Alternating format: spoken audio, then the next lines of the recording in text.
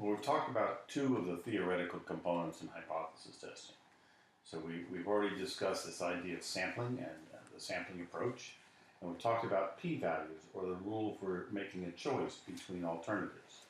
So now I want to turn to the third of these theoretical components, and that's about talking about statistical confidence, or how much confidence do we have based on the sample size and the decision rule, and what is the interaction of those effects.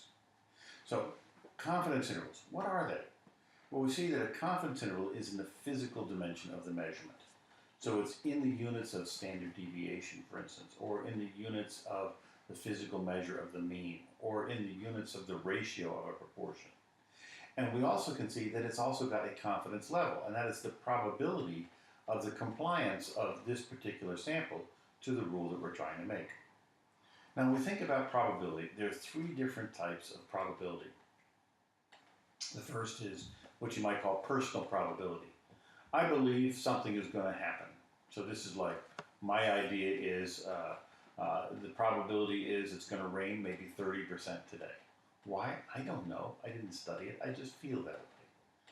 So this is actually, if you go to the bookies, for instance, and you're going to be gambling online, like with Betfair or some of these gambling systems, they have an odds. Now, that odd is not their personal probability. It's calculated based on rational things, which is the second type of probability. It's based on frequency distribution analysis. For instance, that type of probability we see, there are 4 aces in a deck of cards, so it's 4 out of 52 is the probability of drawing an ace. The probability of drawing an ace of hearts is 1 out of 52. If you've already drawn 1 ace out of a deck of cards, the probability of drawing a second ace is 3 out of 51. So we can calculate this using frequency distribution logic. By the way, how does Betfair win? It's their frequency distribution versus your personal probability. So frequency distributions are based on a logical description, and therefore they tend to be more sound, or if you will, more deterministic than the personal probabilities, which are less deterministic. The third type of probability, though, is what we're really interested in our approach. What we're interested in is, what is the probability due to causative effects, or causation?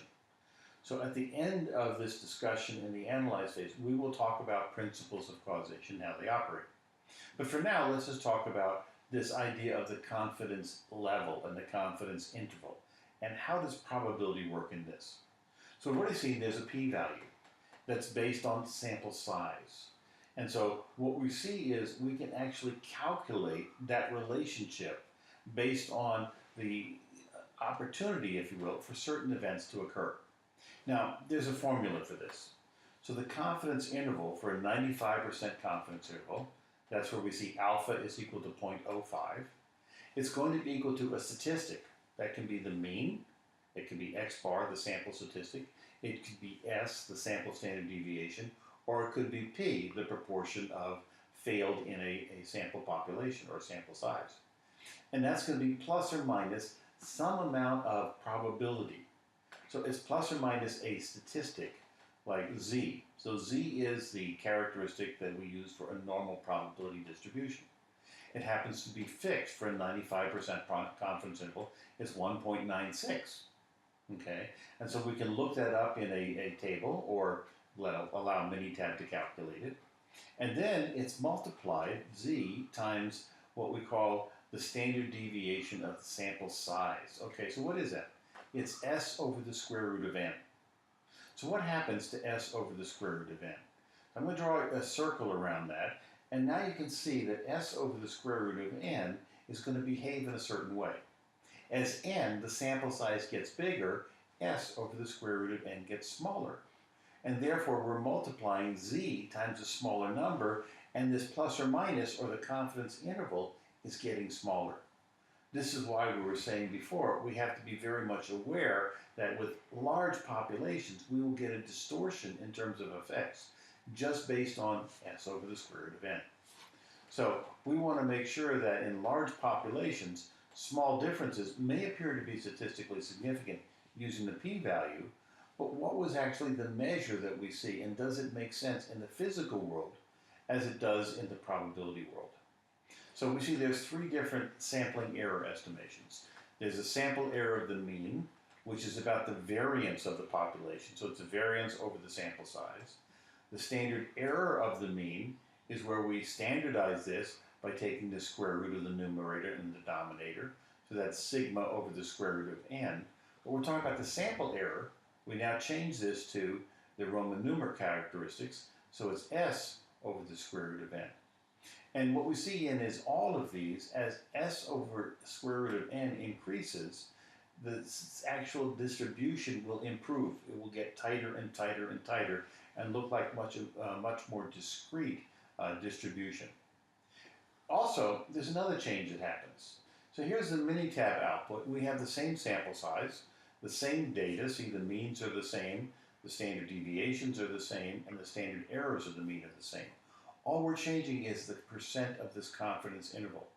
So we see in the first one, 95% confidence interval, and the second one, 99. So what's happening is we've changed the p-value from 5% to 1%. And as we've made that change from 5%, we see the confidence interval is wide for 5%, and when we go to 1%, it's much narrower. And so we see that the width of the confidence interval will get larger as the confidence interval level increases. So how do we show this? Well, I've drawn a couple of graphics just to show what happens. So here on this top one in the blue graphic, we see confidence interval in terms of the percent, and then confidence level, in terms of percent, and confidence interval in terms of the physical magnitude. So this is for the data we were just looking at. And as we look at this, we see at 99% we have the widest confidence interval, but at 66% it's the narrowest. In other words, we're accepting more risk of being wrong as the confidence level goes down. If we want to be more confident that our sample is including this population mean, then the confidence interval will get bigger. Another way of looking at this, so this is holding sample size the same, but what is it actually doing? What's occurring as sample size changes? So if we take a look at many of the statistical tools, we see that sample size of 5 is frequently chosen for control charts like X bar R or X bar R charts. And so if we look at this, with a sample size of 5, our confidence interval is here, let's just call it 1. If we go to 10, it's about half. If we go to 15, it's about a third. And when we get down to 30, it's about 1/10. Now there's something unusual happening at 30. At 30, the underlying probability distribution is changing. Above 30, we have an adequate distribution with the z distribution, or the standard normal distribution. Below 30, what we see is there's a distortion.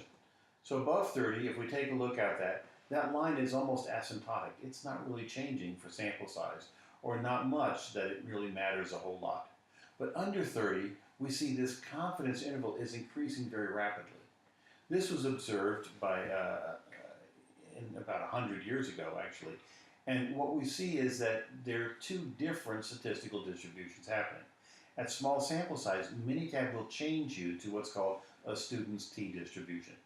Now, you don't need to worry about that. Minitab will do that. However, if you have less than 30 sample size and you have to make a choice of the distribution, you should choose the student's t-distribution rather than a normal one. Above 30, you don't have to worry about this confidence interval being significantly different, because what's going to happen is it's asymptotically linked on or locked onto a particular value, and it doesn't change very greatly. Now, the last thing I want to talk about in this module is some data concerns we might have about the quality of the analysis. There's two types of concerns. We have short-term concerns and long-term concerns. Short-term tend to be single sample concerns, and long-terms deal with multiple samples.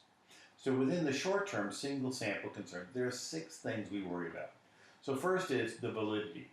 Is the measure we chose the one we actually want to measure? Or did we choose something different?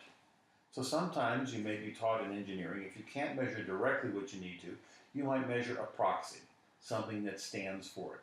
So for instance, if you're trying to measure the vacuum inside a container and you can't do it, but you have a lever whose movement is actually voiding the air out of that chamber, you might measure the movement of the lever and then relate it back algebraically to the amount of vacuum in the tube.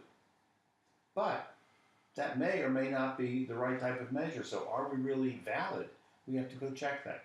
And we have to make sure that we do a sensitivity study on it. Another problem is the timeliness of measure. What's the delay between when we record the data and when we actually want to make a decision? So if we record data on a weekly basis, but I want to make real-time decisions at a minute basis, then I don't actually have very good timeliness of the data recording and therefore the data analysis. Maybe I have a different problem. Maybe I record the information in real time in a data historian in a computer base, but I only analyze it once a week. So I have a different problem in terms of timeliness, in terms of the analysis. Another issue is the accuracy. Is the result actually representative of the process performance? Or precision. Is the result repeatable given the same circumstances at different times? And so accuracy and precision are two components that we were checking, remember, in the gauge R&R, which we discussed in the measure phase. Another question is calibration. Is this equipment been calibrated so it's actually measuring, truly measuring, a standard measure, and it's faithful in its representation of the magnitude of that measure? So, is a centimeter really a centimeter? Is the temperature really that temperature?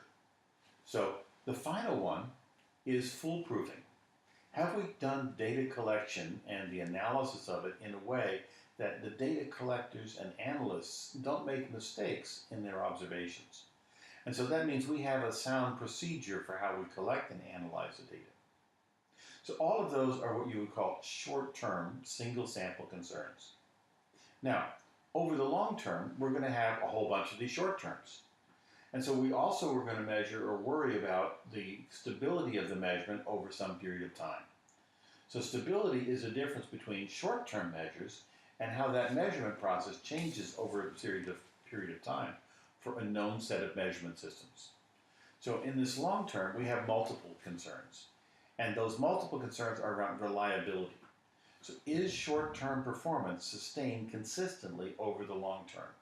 When it is, then we see that we can actually have a process that is estimatable, and we can then use it for projection about performance in the future. Now, this idea of long-term reliability or stability in the process is what we measure when we take a look at the gauge run chart, which we briefly mentioned in the last measure phase that we were talking about analysis tools that were available in Minitab. So what we've done now is we've talked about this concept of probability, the measurement concerns, confidence intervals, and probability, and now we're ready to turn our discussion to the test of difference.